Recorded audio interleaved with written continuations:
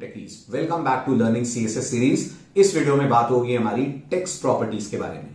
Text properties क्या होती हैं? जनरली लोग टेक्स्ट और फॉन्ट को कंफ्यूज करते हैं। फॉन्ट होता है फॉन्ट का स्टाइल, फॉन्ट की डार्कनेस, ये सब कंट्रोल करना। टेक्स्ट का मतलब होता है टेक्स्ट की जो अपीयरेंस है। फॉर एग्जाम्पल टेक्स्ट कैपिटल आएगा, स्मॉल आएगा, उसका क्या कलर आएगा।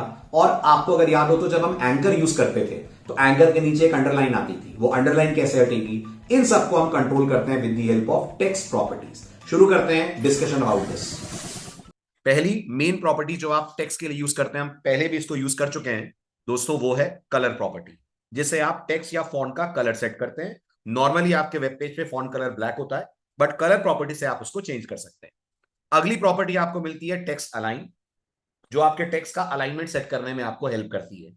नॉर्मली आपका टेक्स्ट होता है लेफ्ट अलाइन, बट आप उसको सेंटर कर सकते हैं, राइट कर सकते हैं। और सीएसएस हमें एक और बहुत इंपॉर्टेंट वैल्यू देती है अलाइनमेंट के लिए, जिसको हम बोलते हैं जस्टिफाई, जिसके बारे में अभी हम बातचीत करेंगे। Then we have a property which is called text decoration, जिससे आप टेक्स्ट पे लाइन ला सकते हैं, अंडरलाइन हटा सकते हैं, ओवरलाइन ला सकते हैं। We have a property called text transform, जो टेक्स्ट को अपर केस, लोअर केस इनमें कन्वर्ट करती है। और अगर आपको अपने पैराग्राफ की लाइनों के बीच में वर्टिकल गैप बढ़ाना है, we have a property which is called as line height. ठीक है, ये एक जनरल ओवरव्यू था। अब इन सबको डिटेल में लेते हैं वन बाय वन। शुरू करते हैं पहली प्रॉपर्टी से, जिसका नाम है कलर प्रॉपर्टी। दोस्तों कलर प्रॉपर्टी आप वैसे ही सेट करते हैं जैसे आप बैकग्राउंड कलर सेट करते हैं। इसका मतलब ये होता है कि आप कलर प्रॉपर्टी लिखेंगे और कलर प्रॉपर्टी को जो भी वैल्यू आप देंगे, वो वैल्यू आपके फॉन्ट या टेक्स्ट के कलर पे हो जाएगी अप्लाई।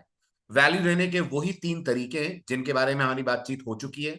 या तो आप कलर का सीधे सीधे नाम दे देंगे, फॉर एग्जाम्पल मुझे ब्लू कलर चाहिए तो मैं कह दूंगा ब्लू। या फिर आप कलर का हेक्साडेसिमल कोड दे देंगे, जैसा आपको यहां पर दिख रहा होगा, राइट। और या फिर आप इसकी जगह यूज कर लेंगे सीएसएस का फंक्शन, जिसका नाम होता है आरजीबी। ये सारी बातें मैं आपसे बैकग्राउंड कलर के दौरान कर चुका हूं, आप उस वीडियो को रेफर कर सकते हैं अगर कलर को आपको डिटेल में समझना हो। अभी शॉर्ट एंड स्वीट आंसर ये है कि कलर के लिए कलर का नाम दिया जा सकता है, हेक्स वैल्यू दे सकते हैं, और कलर के लिए आरजीबी फंक्शन भी यूज कर सकते हैं। चलिए सीधे इसको प्रैक्टिकली करके देखते हैं, कलर कैसे हम अपने पेज पे लाएंगे, पेज पे यानी फॉन्ट पे। अब नोटिस करिए, पहला एग्जांपल है H1 पे हम कलर ला रहे हैं और कलर मैंने दिया है RGB 00255। आई होप ये देखकर आपको इंडिकेशन मिल ही रहा है, समझ ही रहे होंगे आप, ये ब्लू कलर इंडिकेट कर रहा है। Then we have paragraph. Paragraph के अंदर मैंने कलर सेट करा है अपनी तरफ से क्रिम्सन, तो मेरा जो पैराग्राफ का कलर होगा वो थोड़ा सा रेडिश आएगा, और जो मेरा हेडिंग का कलर होगा वो आएगा ब्लू। ठीक है, और बाकियों का कलर क्या होगा? अगर बाकी कोई टेक्स्ट इस पेज में होता है वो डिफॉल्ट कलर में आएगा, जो नॉर्मली होता है आपके ब्राउजर के लिए ब्लैक। पेज को रन करते हैं, लेट अस सी क्या आउटपुट अपन को मिल रहा है। चेक करिए, तो हेडिंग हमें मिल रही है ब्लू कलर में, पैराग्राफ अपन लोगों को मिल रहा है क्रिम्सन कलर में, right. This is about colour. Colour के बाद जो अगली इंपॉर्टेंट प्रॉपर्टी अपन को समझनी है दोस्तों, उसका नाम है टेक्स्ट डैश अलाइन प्रॉपर्टी। जैसा मैंने कहा, टेक्स्ट अलाइन प्रॉपर्टी से आप ये डिसाइड करते हैं कि आपको टेक्स्ट का अलाइनमेंट क्या रखना है। इसकी चार पॉसिबल वैल्यूज होती हैं। या तो आप इसको लेफ्ट देते हैं, या तो आप इसको राइट देते हैं, या तो सेंटर, और या देते हैं जस्टिफाई। कुछ नहीं देते हैं तो गौर करिएगा, डिफॉल्ट इज लेफ्ट। अब लेफ्ट से क्या हो रहा है, नोटिस करिए नीचे डायग्राम है। अगर आप टेक्स्ट अलाइन को लेफ्ट करते हैं तो जो लेफ्ट एज है आपके टेक्स्ट की वो बिल्कुल स्ट्रेट हो जाएगी, बिल्कुल अलाइंड हो जाएगी। तो क्या आप नोटिस कर पा रहे हैं, जो लेफ्ट वाला पार्ट है वो बिल्कुल एक सीध में, एक अलाइंड वे में आ रहा है। इसी तरह से अगर आप टेक्स्ट को राइट करते हैं तो राइट पार्ट पूरा स्ट्रेट हो जाएगा, पूरा अलाइंड हो जाएगा। लेफ्ट से तो टेक्स्ट आपका अनइवन आएगा, लेकिन राइट वाला प्रॉपरली अलाइंड आएगा। वहीं अगर आप इसको सेंटर कर देते हैं तो नोटिस करिए, टेक्स्ट बिल्कुल सेंटर अलाइंड होगा, और लेफ्ट और राइट पे बराबर बराबर जगह छोड़ेगा। जितनी जगह लेफ्ट पे छोड़ रहा है उतनी जगह छोड़ रहा है राइट पे, राइट। और फाइनली होता है जस्टिफाई। इसको हम न्यूज़पेपर फॉन्ट भी बोलते हैं, क्योंकि नॉर्मली आप इस सेटिंग को न्यूज़पेपर पे ज्यादा देखेंगे। जस्टिफाई में क्या होता है, नोटिस करिए, जो टेक्स्ट होता है वो इस तरह से अलाइंड होता है कि वो पूरा लेफ्ट पे भी स्ट्रेट आए और पूरा राइट पे भी स्ट्रेट आए, है ना। तो अगर आप जस्टिफाई करोगे, लेफ्ट राइट पे टेक्स्ट पूरा स्ट्रेट हो जाएगा। सेंटर करोगे, अलाइनमेंट सेंटर हो जाएगा, जगह बराबर छोड़ी जाएगी लेफ्ट और right.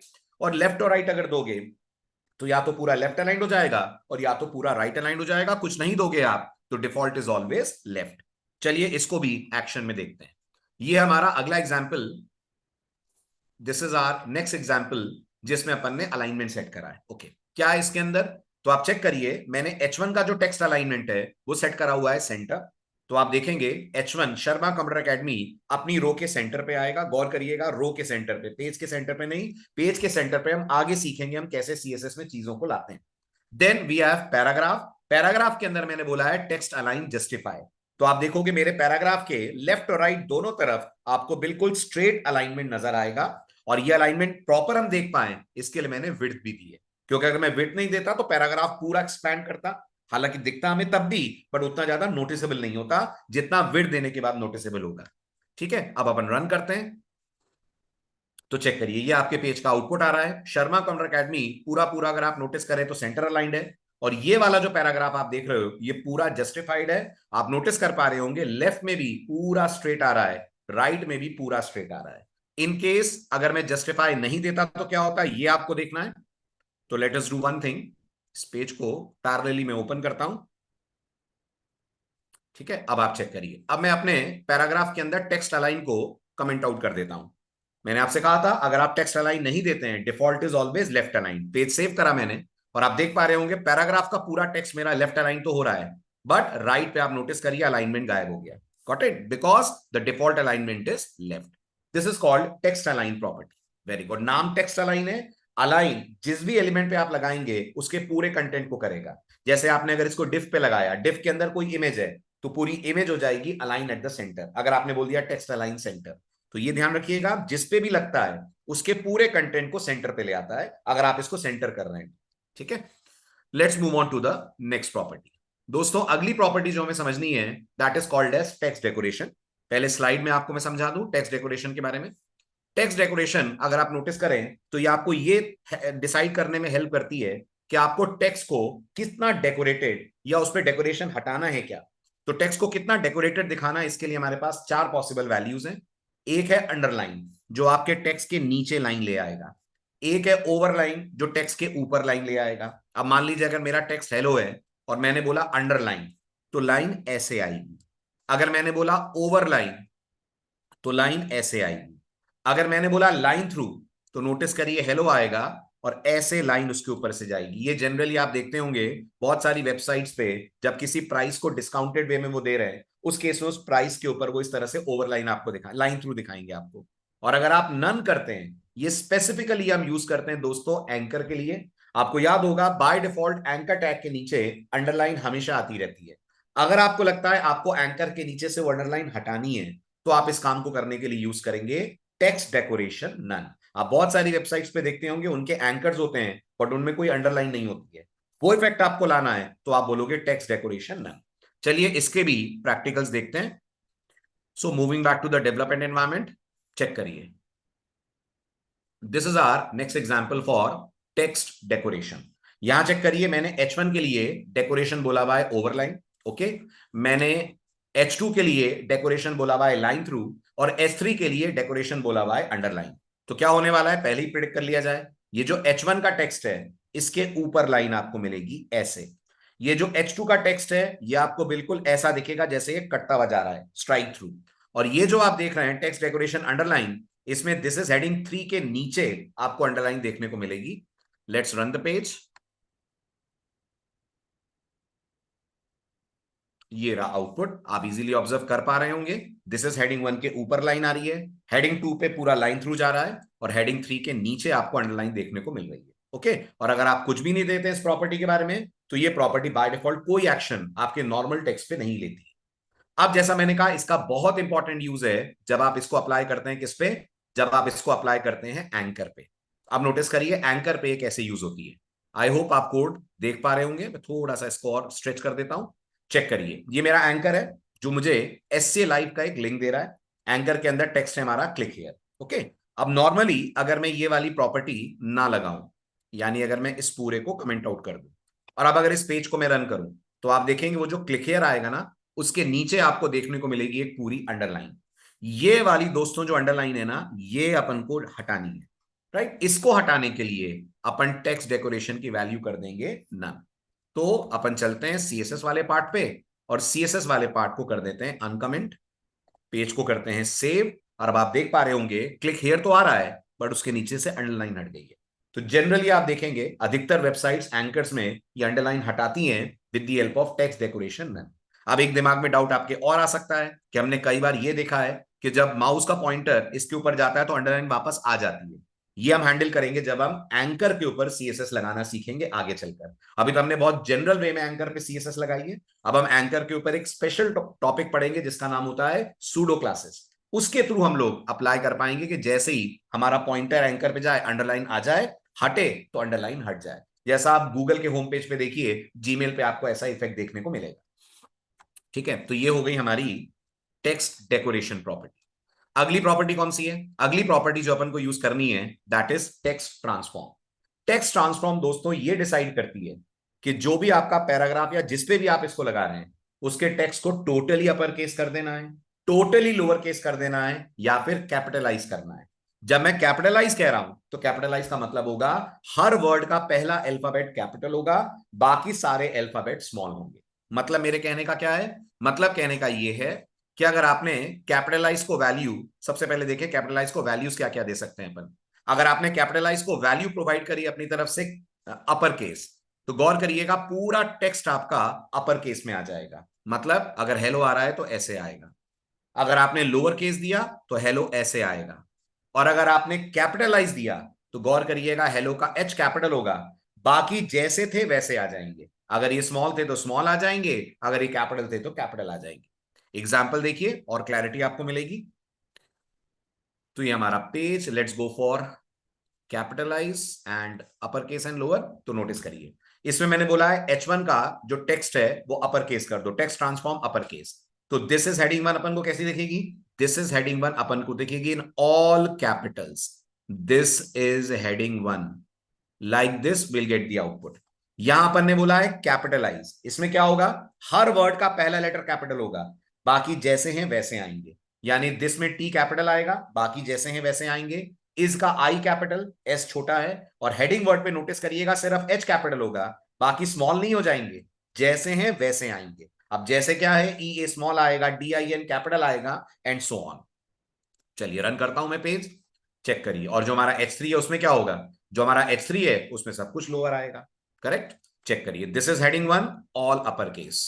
Correct? This is heading three all lower case. But notice करिए दिस इज हेडिंग टू में सिर्फ पहला पहला लेटर हर वर्ड का कैपिटल हो रहा है, बाकी सारा वर्ड जैसा था वैसा ही यूजर को नजर आ रहा है। This was text transform property. ये सब जब हम प्रोजेक्ट बनाएंगे उसमें छोटे छोटे काम करने के लिए हम इनको यूज करेंगे। बस इनको दिमाग में रखिए कि ऐसी कोई प्रॉपर्टी होती है जो इस तरीके का इफेक्ट अपन को दे रही है। ठीक है, हो सकता है एकदम से आप ना समझ पा रहे हो कहां लगेगी, but in due course of time चीजें क्लियर होंगी जब हम प्रोजेक्ट पे इनको करने वाले होंगे अप्लाई।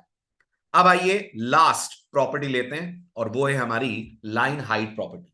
दोस्तों लाइन हाइट प्रॉपर्टी ये डिसाइड करती है कि ये जो आपका पैराग्राफ में जो दो लाइनें आ रही है ना, इनके बीच में वर्टिकल गैप कितना आना चाहिए। बाय डिफॉल्ट ये जो वर्टिकल गैप होता है ये 1.2 का होता है, अराउंड 1.2 का होता है, 1.2 नॉट पिक्सल, अराउंड 1.2 का होता है। बट अगर आप चाहें तो इस 1.2 के गैप को लाइन हाइट की मदद से कंट्रोल कर सकते हैं। जैसे आप लाइन हाइट को बोल सकते हैं 2। अब नोटिस करिए जब आप लाइन हाइट को ऐसे वैल्यू देंगे विदाउट एनी यूनिट, तो ये ऑटोमेटिकली अप्लाई हो जाएगा किस पे? ऑटोमेटिकली अप्लाई हो जाएगा करंट फॉन्ट साइज पे। जिस भी एलिमेंट का करंट फॉन्ट साइज जो भी है उस पे ये प्रॉपर्टी हो जाएगी अप्लाई। तो अगर मैं मान लूं करंट फॉन्ट साइज 16 पिक्सल का है, तो दोस्तों 2 का मतलब क्या हुआ? बिल्कुल सही, 2 का मतलब हुआ लाइन हाइट हो जाएगी 32 पिक्सल की। और अगर आप नहीं देते हैं तो क्या होता है? तो लाइन हाइट बाय डिफॉल्ट 1.2 की आती है, 16 का 1.2 टाइम्स आती है। ठीक है, इस बात को कोड के थ्रू ऑब्जर्व कीजिए। अब हमारे सामने ये जो पेज है इसमें दो पैराग्राफ्स हैं। एक पैराग्राफ की क्लास 1 है, एक पैराग्राफ की क्लास 2 है। चेक करिए मैंने उनमें क्या सीएसएस लगाई है। दोनों ही पैराग्राफ्स को मैंने 300 पिक्सल्स की विड्थ दी है, यानी दोनों के दोनों पैराग्राफ 300 पिक्सल वाइड अपना कंटेंट दिखाएंगे। ठीक है, लेकिन जो सेकंड वाला पैराग्राफ है जिसके क्लास एट्रीब्यूट की वैल्यू 2 है, मैंने उसको लाइन हाइट 2 दी है। नोटिस करिएगा मैं स्पेसिफिकली लिख रहा हूं, हम line height generally unit less देते हैं, क्योंकि अगर हम इसमें यूनिट लगा देंगे तो फिर जो कैलकुलेशंस होते हैं वो पेरेंट से आने वाली वैल्यू के बेस पर होते हैं। लेकिन अगर हम यूनिट नहीं लगाते हैं ना, तो ये करंट फॉन्ट साइज के ऊपर अप्लाई हो जाएगा। तो अगर मैंने यहां पर 2 बोला है तो जो भी पैराग्राफ की करंट फॉन्ट साइज है ये उसका 2 टाइम्स हो जाएगा। अब क्योंकि फॉन्ट के बारे में कोई बातचीत नहीं हुई है, पैराग्राफ की करंट फॉन्ट साइज होगी 16 पिक्सल, तो लाइन हाइट इसका दुगना होकर हो जाएगी 32 पिक्सल। चेक करते हैं इसको आउटपुट वाइज। तो ये पेज मैंने रन करा, ठीक है। इसको थोड़ा सा मैं एक्सपैंड भी कर देता हूं, क्योंकि इसके लिए हमें इंस्पेक्ट एलिमेंट में जाकर चीजें देखनी होंगी। अब आप नोटिस करिए, पहला पैराग्राफ है जिसमें लाइन हाइट डिफॉल्ट आ रही है, जो नॉर्मली 1.2 होती है। ये दूसरा पैराग्राफ है जिसमें आप देख पा रहे होंगे लाइन हाइट 2 आ रही है, 2 मतलब double of the current font size. तो कितना हो रहा है double of the current font size? Double of the current font size हो रहा है 32 पिक्सल। इंस्पेक्ट में चलिए, ये हमारे सामने डेवलपर टूल्स ओपन होगा, कंप्यूटेड में जाइए, और कंप्यूटेड में आप देख पा रहे होंगे जो लाइन हाइट आपको बताई जा रही है वो बताई जा रही है 32 पिक्सल आपके सेकंड वाले पैराग्राफ के लिए। और अगर मैं फर्स्ट वाला पैराग्राफ चूज करता हूं तो लाइन हाइट 32 पिक्सल हट जाएगी, वो नॉर्मल लाइन हाइट आ जाएगी जो आपको नॉर्मली मिलती है। नॉर्मली कितनी मिलती है? 1.2 times of the current font size. अब जो भी करंट फॉन्ट साइज होगा उसके हिसाब से, ठीक है। तो अगर आपको टेक्स्ट को थोड़ी सी स्पेस देनी है, वर्टिकली थोड़ा सा दूर दूर दिखाना है, तो आप यूज करेंगे the property which is called as line height, right. I hope text properties आपको समझ आई होंगी। मिलते हैं अगले वीडियो में अगेन सीएसएस की ऐसी एक और बहुत इंपॉर्टेंट प्रॉपर्टी के साथ। Till then keep loving us, keep sharing the video, and thank you so much.